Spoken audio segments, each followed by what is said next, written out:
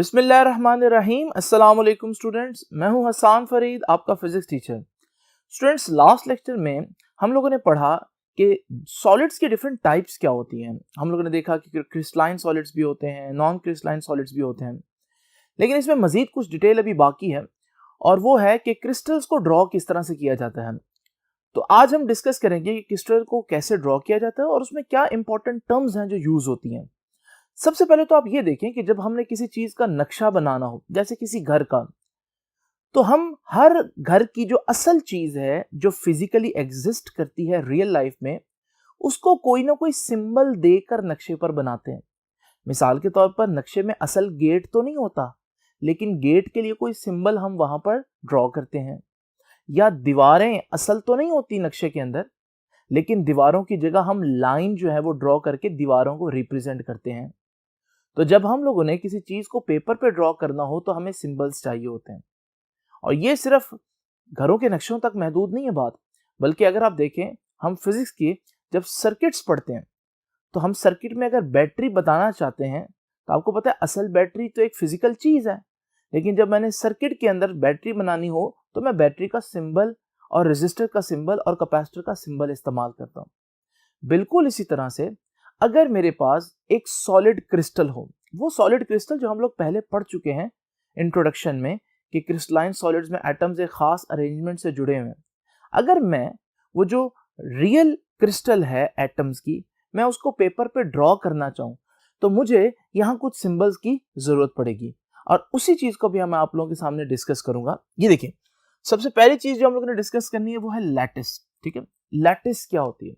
Lattice आप यूं समझ रहे हैं, जिस तरह से घर का नक्शा हम बनाते हैं ना, बिल्कुल इसी तरह से जब हम क्रिस्टल को पेपर पे ड्रॉ करते हैं, जो असल सॉलिड है उसको जब हम पेपर पे उसके एटम्स के अरेंजमेंट के हिसाब से पेपर पे जब ड्रॉ करने की कोशिश करते हैं, तो वो जो हमारे पास ड्राइंग आती है वो एक किस्म का नक्शा समझ लें, उसे हम लैटिस कहते हैं या क्रिस्टल लैटिस कहते हैं। मिसाल के तौर पर हमारे पास ये एक क्रिस्टल लैटिस है जो 2 डायमेंशनल क्रिस्टल लैटिस है। स्टूडेंट्स, हमें कैसे पता चलता है कि एटम्स की ये अरेंजमेंट है सॉलिड के अंदर? तो मैंने आपको बताया था कि हमारे पास डिफरेंट टेक्निक्स हैं, उनमें एक टेक्निक जो है वो एक्सरे डायफ्रैक्शन है। तो एक्सरे जब हम किसी सॉलिड के ऊपर बम्बार्ड करते हैं तो एक्सरे डिफरेंट एटम्स या ग्रुप ऑफ एटम्स से डाइफ्रैक्ट होती है डिफरेंट डायरेक्शन में, और फिर वो जो रिजल्टेंट पैटर्न हमारे पास बनता है एक्सरे का, उससे हम अंदाजा लगा लेते हैं कि एटम्स किस किस जगह पर कितने कितने फासले पर मौजूद थे। तो मेरे पास एक सॉलिड था और मैंने उस पर एक्सरेज बम्बार्ड की। अब एक्सरेज डायफ्रैक्ट हुई तो फिर मेरे पास जो इंफॉर्मेशन आई वो ये है। ये इंफॉर्मेशन बता रही है कि यहां कोई चीज थी जहां से एक्सरे डायफ्रैक्ट हुई है, फिर ये खाली स्पेस थी, फिर यहां कोई चीज थी जिससे एक्सरे डायफ्रैक्ट हुई है, फिर ये स्पेस थी और यहां कोई चीज थी, ये एक्सरे डायफ्रैक्ट हुई है। तो वो जगह जहां से एक्सरे डायफ्रैक्ट हुई है वो या तो कोई एटम होगा या ग्रुप ऑफ एटम होगा, लेकिन क्योंकि मैं नक्शा बना रहा हूं एक किस्म का, तो मैं यहाँ एटम नहीं बनाऊंगा, मैं ग्रुप ऑफ एटम्स नहीं बनाऊंगा, बल्कि मैं हर एटम या ग्रुप ऑफ एटम जो एक्सरे को ब्लॉक कर रहा है या डायफ्रैक्ट कर रहा है, मैं उसको एक पॉइंट के तौर पर यहां पर रिप्रेजेंट करूंगा। तो यहां पर हर पॉइंट जो है वो किसी एटम या ग्रुप ऑफ एटम को जो रियलिटी में एग्जिस्ट करता है यहां पर बनाने के लिए इस्तेमाल करेंगे। तो जो असल में आपको एक डॉट नजर आ रहा है, ये डॉट असल में कोई एटम होगा, लेकिन मैं यहां इसको असल एटम तो नहीं बना सकता, तो मैं यहां पर इसको एक्चुअली मैं डॉट से रिप्रेजेंट करूंगा। अब मैं ये हर डॉट को जो कि किसी ना किसी एटम को रिप्रेजेंट कर रहा है, मैं इनको ज्वाइन करता हूं।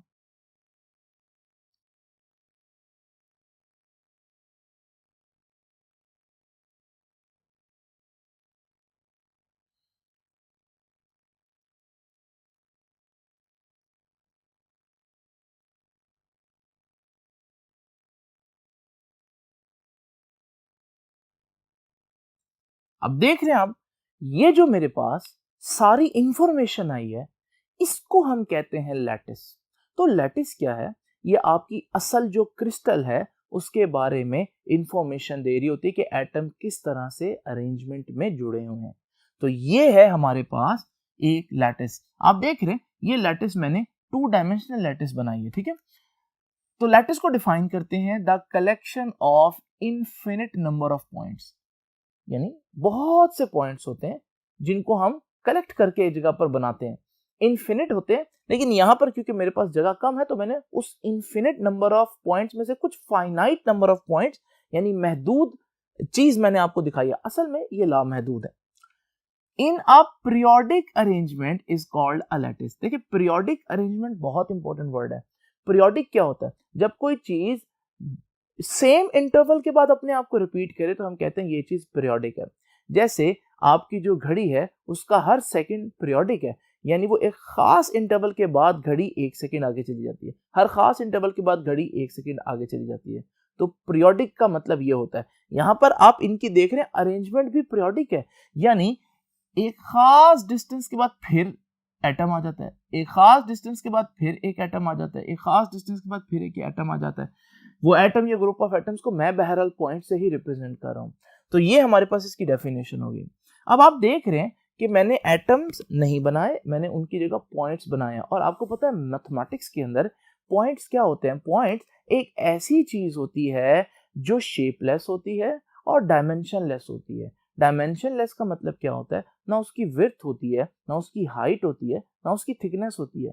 हो सकता है आप कहें कि सर आपने जो दायरा बनाया इसका कुछ ना कुछ तो डायमीटर होगा। बिल्कुल, क्योंकि जब मैं बनाता हूं तो वो मैथमेटिकल पॉइंट नहीं होता, लेकिन जब हम कैलकुलेशन करते हैं हम अज्यूम करते हैं कि ये एक मैथमेटिकल पॉइंट है, ये एक शेपलेस और डायमेंशनलेस एंटिटी है। और शेपलेस और डायमेंशनलेस एंटिटी जब आप यूज करेंगे तो आपके पास जो सारी चीज बनेगी वो भी एक इमेजिनरी चीज होगी, क्योंकि जब ये पॉइंट ही असल वाला पॉइंट, मैथमेटिकल पॉइंट जो डायमेंशनलेस और शेपलेस होता है वो ही एग्जिस्ट नहीं कर सकता, तो फिर हमारे पास ये एक इमेजिनरी ज्योमेट्रिकल शेप होगी जो कि हम अपनी आसानी के लिए बना लेते हैं ताकि हम समझ सकें कि क्रिस्टल के अंदर एटम्स किस तरह से अरेंज्ड हैं। A point is a dimensionless and shapeless entity. ये जो पॉइंट है ये डायमेंशनलेस होता है और शेपलेस होता है। There is therefore a lattice is merely an imaginary geometrical framework। तो ये एक इमेजिनरी चीज होती है, ठीक है। और हम लोग इसको फिर भी इसलिए ड्रॉ करते हैं ताकि हमें इससे चीजों को समझने में मदद मिलती है। बिल्कुल वैसे ही घर रियल चीज है, नक्शे में जो घर बना हुआ है वो तो रियल चीज नहीं ना, वो तो एक इमेजिनरी फ्रेमवर्क है। लेकिन फिर भी आपको पता है वो होना कितना जरूरी है, क्योंकि उसी से असल घर हमें समझ में आता है या हम बना सकते हैं। बिल्कुल ऐसे ही ये एक इमेजिनरी चीज है लेकिन ये बहुत जरूरी भी है। अच्छा स्टूडेंट्स, लैटिस 2 डायमेंशनल के अलावा 3 डायमेंशनल भी हो सकती है। ये देखें, ये मेरे पास आपके सामने वही infinite number of imaginary points है जो मैंने आपके सामने ड्रॉ किए। अच्छा, अब मैं इनको मिलाता हूं और लैटिस बनाता हूं।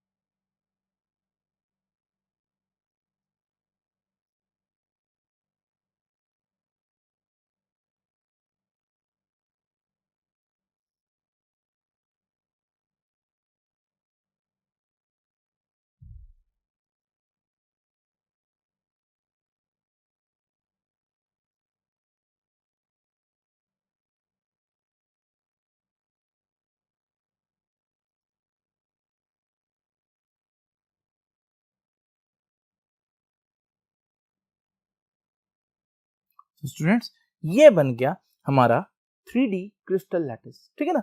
तो लैटिस जो है वो आप देख रहे हैं कि आपके पास जो इमेजिनरी पॉइंट्स हैं आपने हर पॉइंट को नेबरिंग जो पॉइंट है उससे मिलाना है तो आपके पास लैटिस बन जाएगा।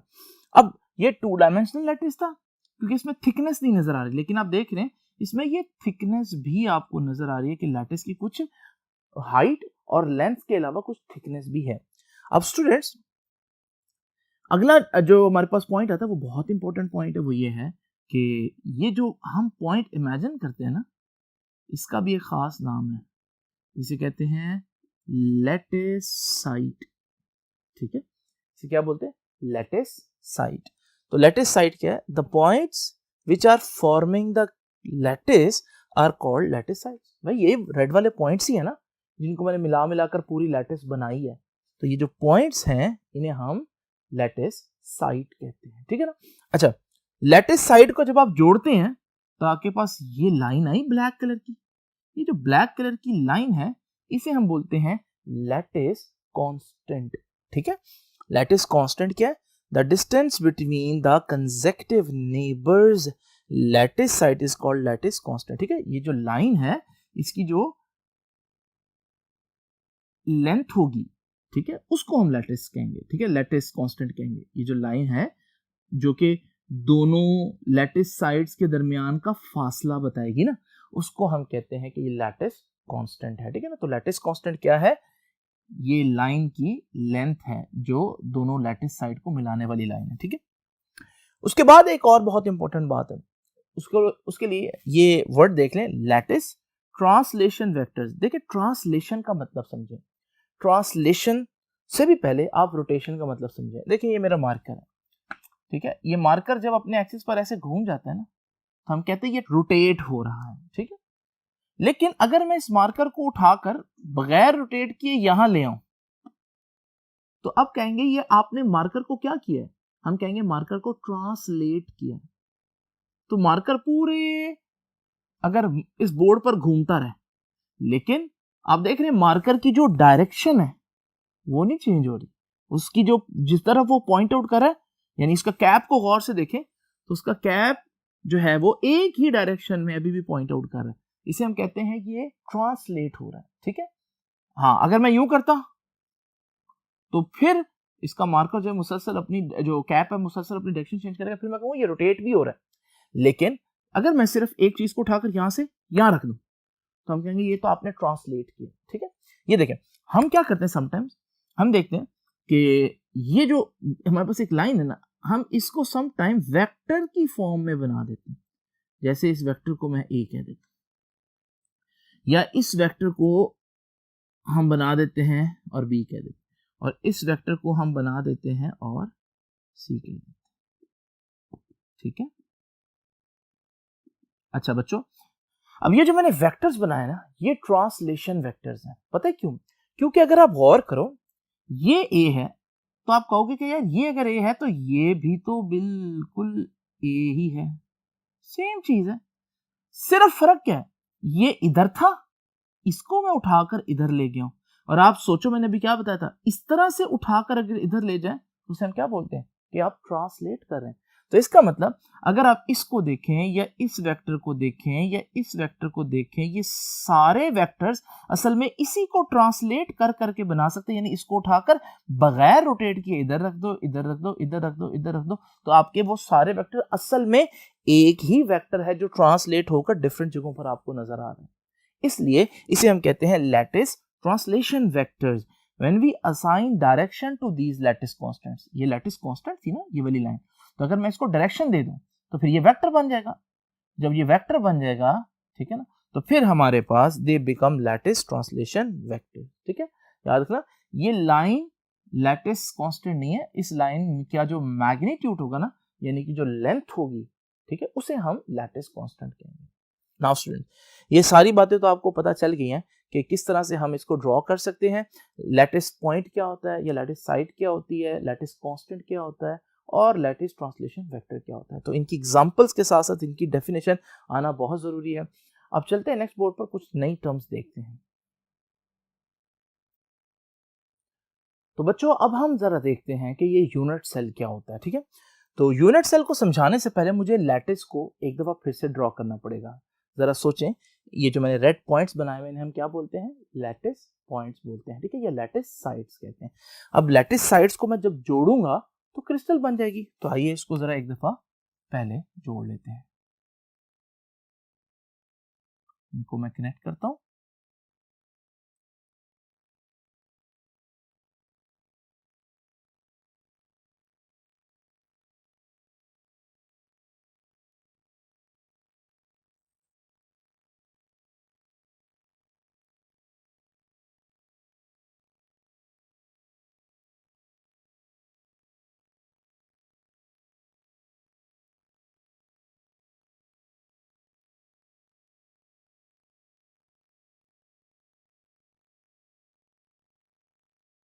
बच्चों अगर आप इसको इस तरह से जोड़ेंगे जब पेपर में बनाएंगे तो आप लोगों ने स्केल से इसको बनाना है ताकि बिल्कुल परफेक्ट बने, ठीक है।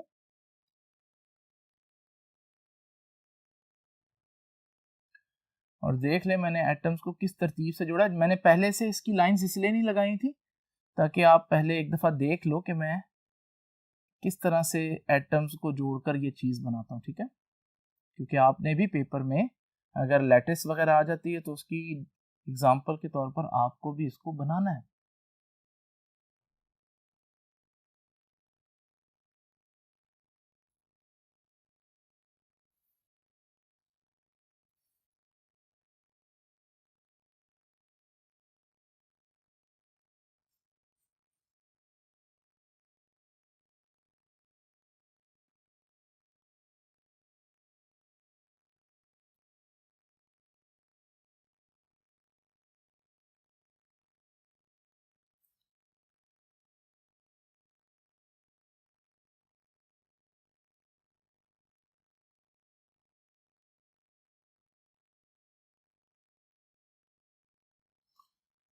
तो स्टूडेंट्स आप देख रहे हैं कि हमारे पास लैटिस बन चुकी है।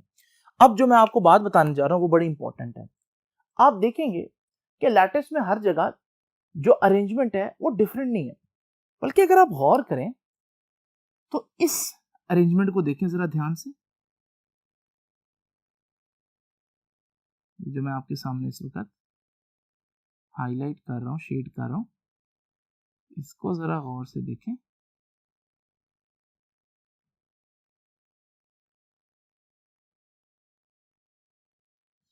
अब देख रहे हैं कि ये एक ऐसी चीज है जो आपको यहां भी नजर आ रही है, यानी इसी को मैं देखूं तो ये यहां भी एग्जिस्ट करती है। ये जो बॉक्स है ये एक्चुअली आपको यहां पर भी दिखाई दे रहा है। और ना सिर्फ यहां बल्कि आप देखो तो ये भी वही बॉक्स है, ये भी वही बॉक्स है, ये भी वही बॉक्स है। इसका मतलब हम कह सकते हैं जैसे एक बिल्डिंग के अंदर एक ही ईंट होती है जो डिफरेंट तरह से जुड़ जुड़कर पूरी बिल्डिंग बनाती है, इसी तरह से हमारे जो लैटिस की बिल्डिंग समझ लें उसमें भी एक ही बॉक्स है जो डिफरेंट जगहों पर जुड़कर हमारी पूरी लैटिस को बना रहा है। तो मैं कहूंगा कि असल में लैटिस क्या होती है, ये एक छोटा सा स्ट्रक्चर होता है जो अपने आप को 2 डायमेंशनली या 3 डायमेंशनली जोड़ जोड़कर पूरी लैटिस बनाती है। ये जो स्मॉलेस्ट स्ट्रक्चर होता है ना, जो पूरी लैटिस में रिपीट होता हुआ आपको नजर आ रहा होता है, इस स्मॉलेस्ट स्ट्रक्चर को हम कहते हैं यूनिट सेल, ठीक है जी। तो what is unit cell? The smallest geometric figure, smallest geometric figure और यूनिट, ठीक है, ये smallest unit whose periodic repetition, periodic का मतलब मैंने पहले भी बताया था, ठीक है, बराबर फासले से या बराबर वक्त से। तो यहां पर अब देख रहे हैं बराबर फासले से इस तरह से यूनिट सेल जुड़े हुए हैं इन 2 और 3 डायमेंशंस। मैंने 3 डायमेंशन वाले एग्जांपल दिए। Form a crystal is called a unit cell, ठीक है ना। तो यूनिट सेल की एग्जांपल वैसे है जैसे ईंट की है, ब्रिक की है, और लैटिस की एग्जांपल ऐसे जैसे बिल्डिंग की है। तो जिस तरह से ईंटों के जुड़ने से बिल्डिंग बनती है, इस तरह से यूनिट सेल्स के जुड़ने से पूरी लैटिस बनती है, ठीक है स्टूडेंट्स। अब जरा देखिए यहां पर मैं इस यूनिट सेल को जरा अलहदा कर लेता हूं। ये यूनिट सेल मैंने कर लिया यहां अलहदा, ठीक है। अब देखें इस यूनिट सेल में मुझे क्या नजर आ रहा है, मुझे नजर आ रहा है 8 कॉर्नर्स हैं, देख रहे हैं रेड से, 1 2 3 4 5 6 7 8, ठीक है, 8 कॉर्नर है। और देखें हर कॉर्नर को मिलाने वाली जो लाइन है ब्लैक, इसे एज बोलते हैं, ठीक है। तो एज देखें 1 2 3 4 5 6 7 8 9 10 11 और 12। तो इसका मतलब हमारे पास इसमें 8 कॉर्नर्स, 12 एजेस और ये 4 एज जो हैं ये वाले, ये मिलकर ये जो चीज बना रहे हैं इसे हम बोलते हैं फेस। और इस तरह के आप सोचो लुडो की डाइस, तो ये एक फेस है, तो लुडो की इस डाइस पर कितने फेस होंगे? तो 6 फेस होंगे अगर आप लुडो की डाइस को इमेजिन करें, ठीक है ना। तो हमारे पास 6 फेसेस होती हैं। बेटा ये जो हमारे पास एक खास शेप है और हर एंगल भी 90 डिग्री है, देख रहे हैं आप लोग, हर एंगल 90 डिग्री है। ये जो हमारे पास खास शेप आई है, मैथमेटिक्स में इसका स्पेशल नेम है और वो है क्यूब। ठीक है ना। तो क्यूब के 8 कॉर्नर्स होते हैं, 12 एजेस होते हैं, 6 फेसेस होते हैं। क्यूब की बेहतरीन एग्जांपल आपकी लूडो की डाइस है। ठीक है। अब बच्चों, तो मैं कह सकता हूं कि यूनिट सेल की कई किस्मों में से एक किस्म ये हो सकती है कि यूनिट सेल सिंपल क्यूब हो। अब आप कहेंगे सर आपने और भी क्यूब्स बनाए हैं। अब मैं उसका आपको बताता हूं वो मैंने क्यों बनाए हैं। कभी कभार ऐसा होता है कि जो हमारी लैटिस है उसमें जो यूनिट सेल है वो होता तो क्यूब है, लेकिन एटम सिर्फ कॉर्नर पर नहीं होते जैसे फर्स्ट केस में नजर आ रहे हैं। देख रहे हैं एटम सिर्फ कहां है? कॉर्नर पर, सिंपल क्यूब में। सिंपल क्यूब की बेहतरीन एग्जांपल है सोडियम क्लोराइड। ठीक है। समटाइम्स हम देखते हैं कि हमारा जो ये डाइस है ना, इस डाइस के अंदर सेंटर में भी एक एटम लगा होता है। ठीक है। इमेजिन करें लूडो की डाइस, ठीक है, और लूडो की डाइस के अंदर भी एक एटम मौजूद हो बिल्कुल सेंटर में। तो कॉर्नर्स पर तो होते ही 8 एटम्स, लेकिन एक सेंटर पे भी आ गया जो क्यूब के सेंटर पे है। इसे हम कहते हैं बॉडी सेंटर्ड क्यूब। यानी दिखने में तो होगा ये क्यूब ही, लेकिन जिसकी बॉडी के सेंटर के अंदर भी एक एटम मौजूद होगा। इसी तरह से स्टूडेंट्स, अगर आप यहां देखें तो हमारे पास ये भी एक क्यूब ही है, लेकिन समटाइम हम देखते हैं कि हमारे पास कुछ ऐसा यूनिट सेल भी होता है जिसमें हर फेस के सेंटर पे भी एक एटम होता है, या ग्रुप ऑफ एटम्स भी हो सकते हैं। तो फेस का जो सेंटर है, ये फेस है जिसको मैंने यहां रिप्रेजेंट किया हुआ ना, तो ये फेस है और इसका सेंटर ये बन रहा है। यानी इमेजिन करने के लिए आप देखो, जहां लूडो का डाइस होता है, जहां 1 लिखा होता है ना लूडो की डाइस की एक फेस पर, वो फेस के बिल्कुल सेंटर में होता है। तो मैं वहां की बात कर रहा हूं। तो ये हमारे पास फेस के सेंटर में, इस तरह ये एक फेस बन रहा है, ये वाला इसके सेंटर में भी होगी। ये जो ऊपर है एक फेस, इसके सेंटर में भी होगी। ठीक है। इसी तरह ये जो फेस बन रहा है, ये इसके सेंटर में भी होगा, इसके सेंटर में भी होगा। ठीक है। और वो जो पीछे फेस बन रहा है, ये वाला, ठीक है, बैक पर, उसके भी सेंटर में एक इस तरह से होगा। ठीक है। तो इसको बेहतर अगर आप लोगों ने इमेजिन करना है तो लूडो की डाइस को देखें तो आपको समझ में आ जाएगा। ठीक है। तो जहां लूडो की डाइस में 1 2 3 4 5 6 लिखा होता है, तो वहां पर अगर आप एक एक लैटिस साइड इमेजिन करें तो हमारे पास ये फेस सेंटर्ड क्यूब बन जाएगा। बॉडी सेंटर्ड क्यूब की बेहतरीन एग्जांपल सीजियम क्लोराइड है, बॉडी सेंटर्ड क्यूब। और फेस सेंटर्ड क्यूब की एग्जांपल जो है वो जर्मेनियम, सिलिकॉन, वो जो सेमीकंडक्टर्स हम लोगों ने 4th ग्रुप में पढ़े। तो स्टूडेंट्स, ये तो हो गया थोड़ा सा इंट्रोडक्शन अबाउट यूनिट सेल। आपको यूनिट सेल की बेहतरीन एग्जांपल जो है वो यही मिलेगी कि यूनिट सेल वो ईंट है जो बार बार रिपीट होकर पूरी बिल्डिंग यानी लैटिस बनाती है। ठीक है। अब स्टूडेंट्स, बात करते हैं बेसिस की। बेसिस क्या होता है? मैंने आपको पहले बताया था कि ये जो मैंने इमेजिन किया ये तो पॉइंट है, जो ड्रॉ किया वो भी पॉइंट है, लेकिन असल क्रिस्टल के अंदर वहां पॉइंट तो नहीं होगा। असल क्रिस्टल में वहां या तो कोई एटम होगा, या कोई ग्रुप ऑफ एटम होगा। कोई सोडियम हो सकता है, कोई क्लोरीन हो सकता है, या कोई और एटम हो सकता है।